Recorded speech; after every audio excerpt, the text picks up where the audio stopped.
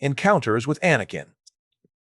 Dooku's failures as a master were well documented. His first Jedi apprentice failed as a Jedi after leaving the Order.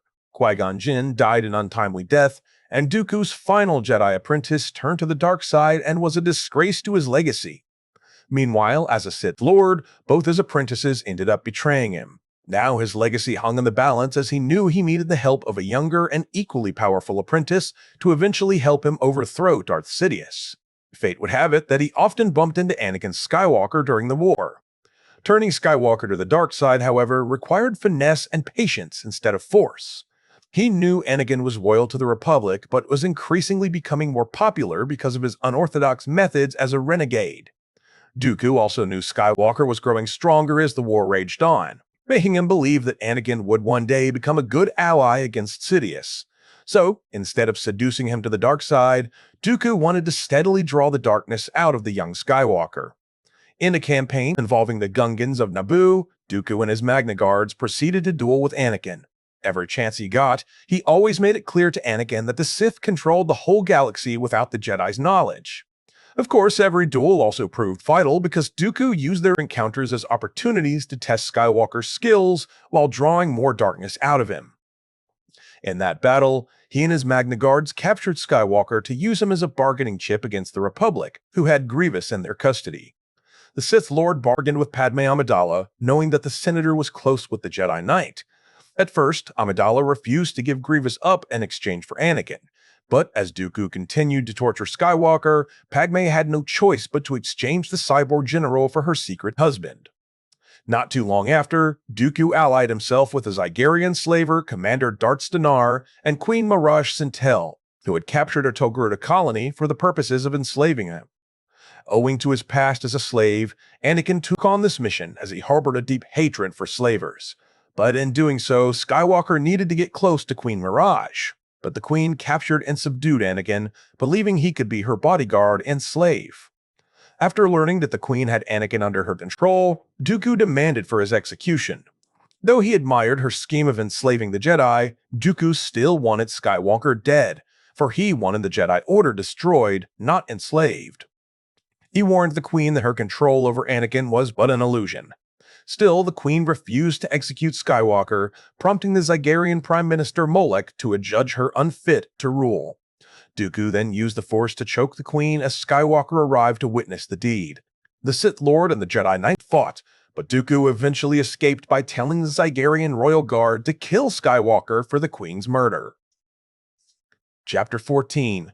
Clone Wars Side Stories. Dooku may have been unsuccessful at either turning Anakin to the dark side or killing him, but he saw more success in his other endeavors during the middle of the war. He never forgot about the treachery of Asajj Ventress and Savage Opress, and their common denominator was none other than Mother Talzin. To that end, Dooku dispatched Grievous to wipe out Talzin and the Night Sisters at the behest of Sidious. Grievous and the droid army proved strong against Night Sister magic, but Talzin, however, used the very same lock of hair Dooku gave her decades ago as her trump card. She used her magic to curse Dooku, who was light years away. Talzin demanded he call off Grievous and the army, but Dooku relented. He ordered his general to find and kill Talzin before she killed him. Grievous arrived just in time to defeat Talzin in the Night Sister village, allowing their campaign to be successful as the Night Sisters were rendered nearly extinct. Dooku had exacted his revenge on Talzin, even though it nearly cost him his life. Following the Night Sister massacre, Dooku expressed his concerns to Grievous about Savage Opress, fearing that the monstrous Night Brother might go rogue with Talzin gone. Dooku sensed he was becoming more powerful, wondering if Opress would become a danger to him and his master if he were to find a purpose. Unbeknownst to Dooku, Darth Maul had returned to the galactic stage with Opress at his side. Dooku had sensed this but was unsure of what it was. But instead of sending Grievous to hunt down Opress, he sent him against Onaka for revenge, as the pirate once held him prisoner for ransom. Onaka survived the assault, but much of his base was left in ruins. Then there was another story, much darker than Dooku had been involved with in the past. He traveled to the planet Bray to meet with a different Dark Lord named Ravna at the Citadel of Light. Ravna was neither Sith nor Jedi. He didn't even use the Force. Instead, he was akin to a vampire, capable of infecting living beings to turn them into violent, bloodthirsty creatures. Dooku wanted to work with Ravna in the hopes of using his power to turn clones into his minions. But Ravna's goal was to infect the entire galaxy. So even with the interventions of Obi-Wan Kenobi and Adigalia, the Dark Lord betrayed Dooku. He proceeded to transform the Sith Lord before Kenobi forced Dooku to tap into his anger by calling him pathetic. That was part of the plan because the Count used his power to attack Ravna.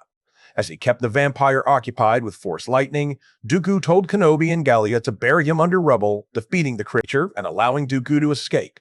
The galaxy still had something more in store for Dooku, after all, as the war raged on. Chapter 15. Nearing the end of the war. The war was still seemingly at a deadlock between the two forces, but Dooku received a transmission from Admiral Trench as he received word of an event that could possibly foil the Sith's plans. From a line held on Ringo Vinda, Trench reported that a clone had murdered his Jedi general while trapped in a trance-like state. Tyrannus warned his master that Order 66 risked exposure. Sidious ordered him to abduct the trooper and examine him. Dooku relayed the command to Trench, who carried out the seizure. Dooku praised the success and demanded that the prisoner be sent to him. But plans always find a way to collapse. Acting as Darth Tyrannus, Dooku heard from Lama Su and Nala Se about the trooper. He demanded the inhibitor chip and repeated his lie about its intent, claiming only Sifo-Dyas had known of it.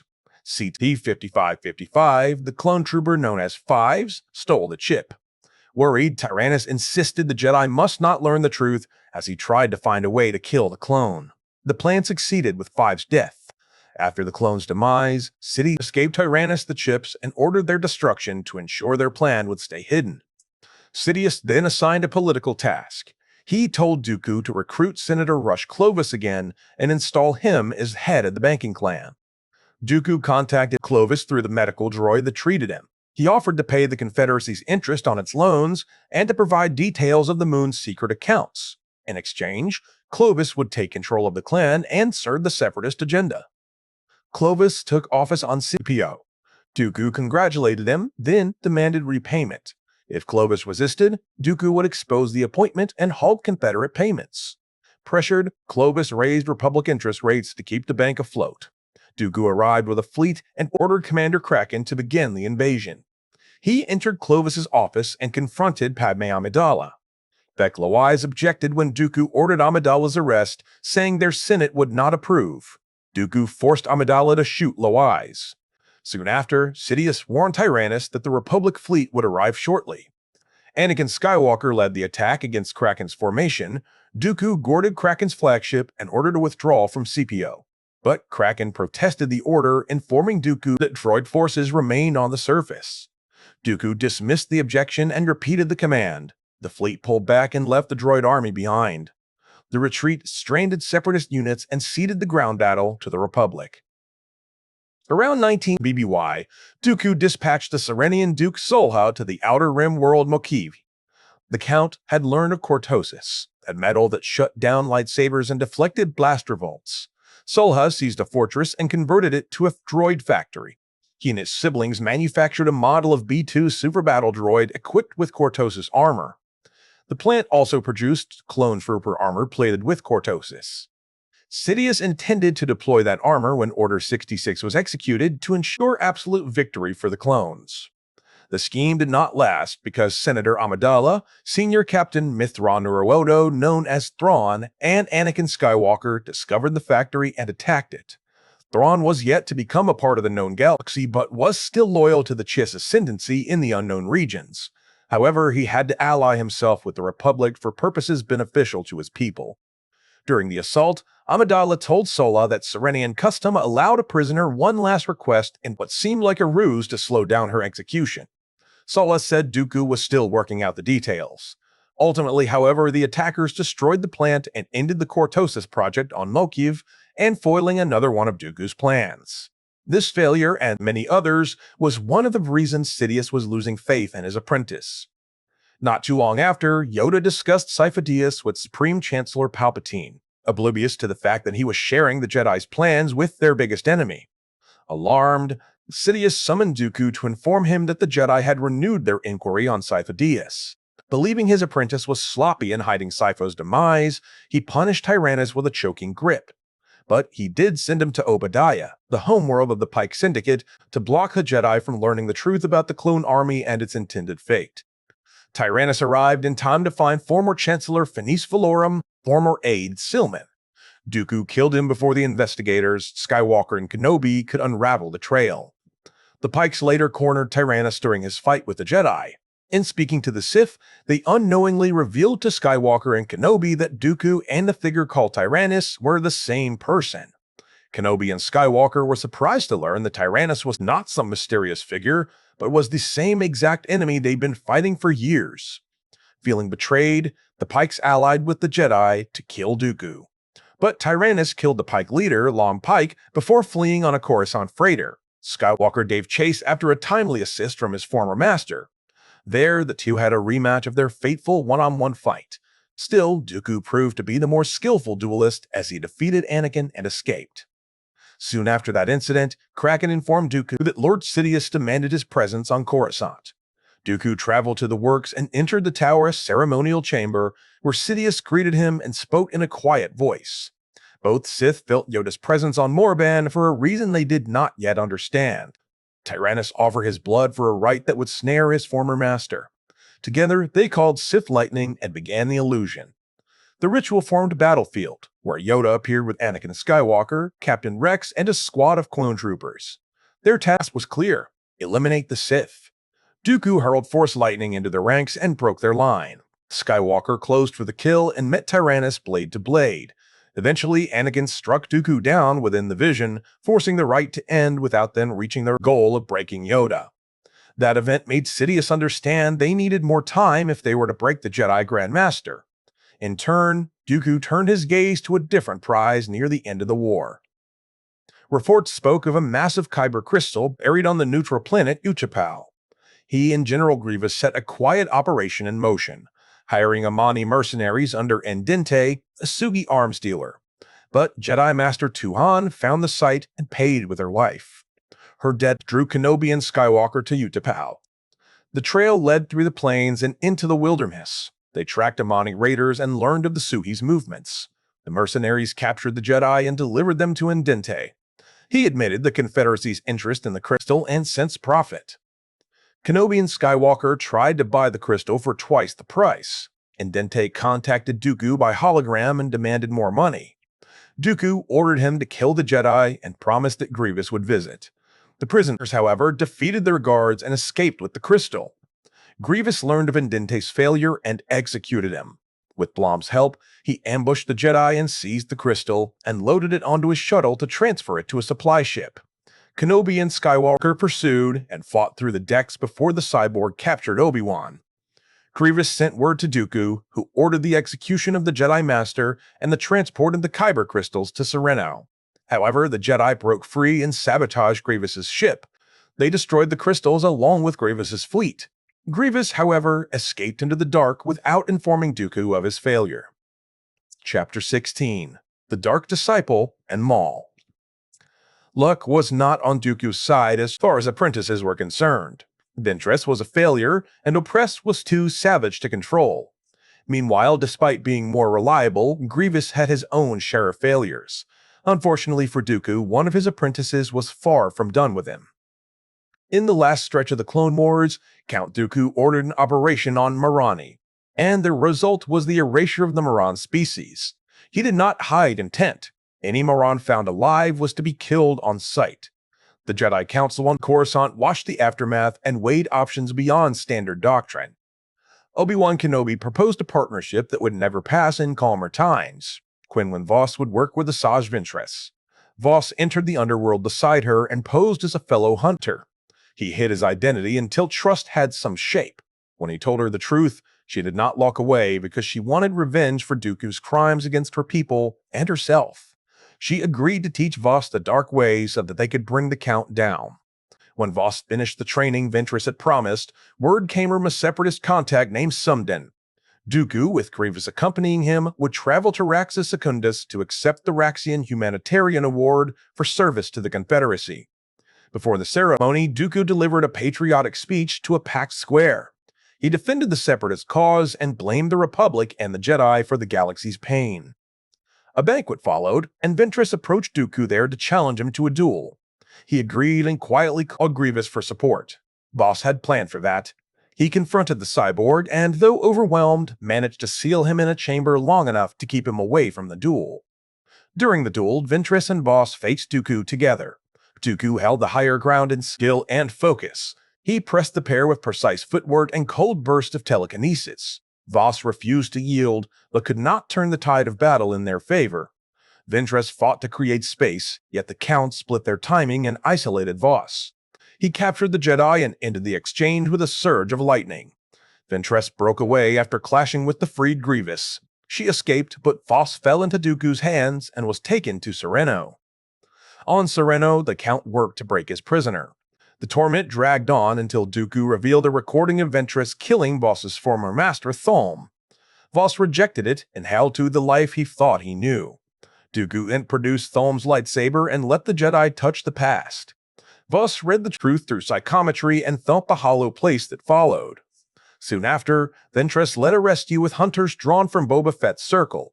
They reached Voss, but he struck at Ventress with dark fury. The team withdrew empty-handed, and Dooku had won a new apprentice. Voss bent to the dark and pledged service while concealing a private plan to use Dooku to reach Darth Sidious and kill them both. He was a double agent, unbeknownst to both Dooku and Ventress. Not long after, the Count joined Sidious at the Spire on Stygian Prime to interrogate Maul about the Shadow Collective after he had been captured following his duel with his former master. But Maul escaped with Mandalorian commandos to Zanbar. Dooku sent Grievous and Tezuka to shatter Maul's strength and waited for the spirit of Mother Talzin to show herself. He then traveled to Ort Mantell with Magna Guards to seize Maul and level the city if needed. Brother Viscus and Night Brothers attacked and were cut down. Before Dooku could finish Viscus, Maul's forces surrounded him. The former Sith offered a bargain that would turn the war. He tried to convince Dooku to abandon Sidious and serve Maul. Dooku refused and named Sidious the greater power, but they never fought because the Republic forces boarded the ship. The situation forced the Count to fight beside Maul long enough to kill the Jedi who stood in the way, including Tipley, before escaping with Gar Saxon and Rogue Cast. Maul brought Dooku to Dathomir. In the Night Brother village, Talzin's magic drained the Count to rebuild her body anew, allowing her to take physical form again following her death at the hands of Grievous a while back. Soon after, she possessed Dooku and used his frame as a shield. Sidious and Grievous arrived during the rite and forced a shift. Talzin stepped free of Dooku and took shape in the flesh. The battle broke across the chamber as Dooku stood with his master and pressed Talzin and Maul with blade and lightning. Maul fled when the tide turned. Meanwhile, Grievous struck Talzin down, once more becoming her killer. The Sith were victorious as Sidious told his apprentice their plan was still in motion. After Talzin's fall, Dooku set Quinlan Voss at his side and renewed the campaign against the Republic, with Voss using the name Admiral Enigma. Then Admiral Wolf Yularen carried intelligence that Dooku would strike Taurus. The Council planned a recovery. With Ventress as a guide, Obi-Wan Kenobi and Anakin Skywalker infiltrated Dooku's Providence-class dreadnought and reached the bridge. They did not find Admiral Enigma there. Instead, they found Dooku. Skywalker met the Count in another duel while Kenobi and Ventress recovered Voss from a cell. The rescue had been staged. Voss appeared weak by design and the Jedi brought him home. Ventress sensed the truth, but her allies did not. Voss returned as a spy inside the Order, continuing his role as a double agent. He leaked 2 sensitive operations to Dooku, allowing the Separatists to strike before the Republic could act. But while the Council understood that Voss had fallen, they still sent him to finish Dooku. Ventress supported him. Voss slipped aboard Dooku's dreadnought and fought Dooku in the corridors. This time, he drove the Count to defeat. But while he was victorious, he refused to kill Dooku. Instead, he demanded that the Count lead him to Darth Sidious, as his ultimate mission was to destroy both Sith Lords, not just one. But before Dooku could squeal, Kenobi and Skywalker arrived to arrest both him and Voss. While escorts marched them toward the brig, Voss slipped the restraints and freed Dooku. The Count returned the favor. They cut down the Jedi Knights of Kar Deshu and Kav Bayans and killed scores of clones. They stole Ventress's ship, the Banshee, but the Republic ship took their own ship down, forcing them to crash on Christophsis. The survivors reached a separatist base carved inside a giant crystal tower and signaled in, with Dooku heavily injured from the crash. A hologram from Sidious demanded the Count's report. Instead of reporting, Dooku asked for help leading the world. Before help could arrive, Republic forces began a full assault that shook them. The pursuit drove all of them into the outlying sanctum. Then a blaster shot struck Dooku and dropped him. Ventress said they should let him die, but Voss refused and kept him alive. Ventress dragged the Count into the sanctum as droids formed a line. Dooku woke and taunted her. But Voss arrived and argued with Ventress about his choice to stand with Dooku. Despite his injuries, the Count ended the talk with a storm of lightning aimed at Voss. But Ventress shoved Voss clear and took the full blast. She was mortally wounded. Dooku tried to draw Voss into murder by angering him. However, despite his feelings for Ventress, Voss saw the trap and refused to fall deeper into the dark side. He told Ventress he was done with the dark. While Voss held the dying Ventress, Dooku fled the sanctum to meet a ship sent by Sidious and escape with aid from Grievous. The Jedi later pardoned Voss, who returned to service carrying the weight of what had happened. As for Dooku, this was the last time his master would aid him in a life-or-death situation. Chapter 17. Betrayed. The Clone Wars neared their end, and the battle reached just outside Coruscant. By that time, it had been clear to Palpatine that Anakin was ripe for seduction. As the Chancellor, he formed a good relationship with Skywalker, often acting like the father figure Anakin never had. While Dooku advanced the Separatist cause, his master had been grooming a younger and more talented warrior to serve as a replacement. So, just before the Battle of Coruscant, Sidious had decided Anakin needed to take his place as the next Sith apprentice. More importantly, the Sith Lord no longer had a use for his aging apprentice. To that end, Dooku became a part of the plan to capture Palpatine during the Battle of Coruscant. Dooku then informed Grievous of the impending news that the Separatists had a chance of recovery and victory. As such, Grievous's fleet was able to leap directly from the Outer Rim to Coruscant thanks to Darth Sidious, who had obtained the coordinates and provided them with a plan to kidnap the Supreme Chancellor of the Republic. Earlier, Dooku had relocated his command post to Grievous's flagship, the Invisible Hand, allowing him to stay close to his most trusted general and to ensure his orders were followed to the letter. While Grievous posed no threat to him, Sidious wanted to avoid any setbacks to his plan because this was deemed the most crucial portion of his grander scheme of turning Anakin to the dark side. After Grievous captured the Chancellor, he held Palpatine captive in the Invisible Hand. Meanwhile, the general oversaw the battle from the communications tower. Dooku stayed close to Palpatine and ordered the general to attack the Republic fleet. As the Battle of Coruscant raged, Dooku proclaimed to the galaxy that the Republic leader was his hostage. Quick to react, the Jedi High Council sent their two most effective Jedi frontliners to rescue the Chancellor. Obi-Wan Kenobi and Anakin Skywalker sprang into action and made their way through the debris and the fighters just above the atmosphere of Coruscant before infiltrating the Invisible Hand. While they struggled, the Jedi duo made their way to the bridge where Chancellor Palpatine was being held. They attempted to rescue him before Dooku arrived to confront the two Jedi. He then engaged them in a lightsaber duel. This time, Anakin and Obi-Wan were ready to take him as a duo. During the duel, Dooku took Kenobi out of commission by knocking him unconscious. This led to a one-on-one battle between Anakin and Dooku, one that had always been in the Count's favor throughout his numerous duels with Skywalker. But as Anakin boldly proclaimed before their battle, his powers had doubled.